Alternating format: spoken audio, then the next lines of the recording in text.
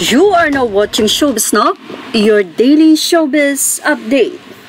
Muli ngang pinag-usapan ngayon sa social media ang pagsasampa ni megastar Sharon Cuneta ng kaso kay Christopher Min, ang cyber libel kasama ang kanyang husband na si former Senator Kiko Pangilinan.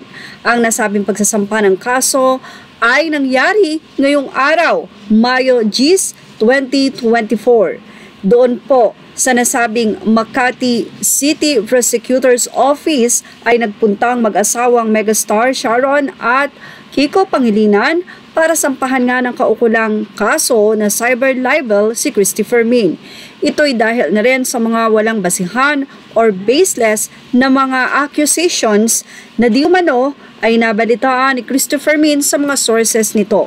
Ilan sa naging pagpapahayag ni Christopher Min kamakailan lamang ay ang di umano'y pagbibigay ng gamit or importanteng gamit ni Sharon Cuneta sa kanyang panganay na anak na si Casey Concepcion na di umano ay nung hahanapin na ni megastar ang nasabing gamit na ito ay hindi na nga daw maibigay at maipakita pa ni Casey.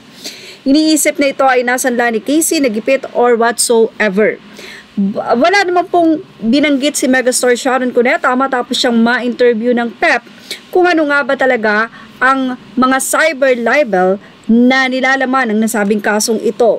Pero ayon kay megastar Sharon Cuneta, sila ay public figure pero may pagkakataon na kailangan din nila na magsalita at ipagtanggol ang kanilang mga sarili katulad na lamang sa mga walang katotohanan na nababalita sa social media, especially ang mga ina-update nga ni columnist Christopher Min sa kanyang vlog Showbiz Now na YouTube channel.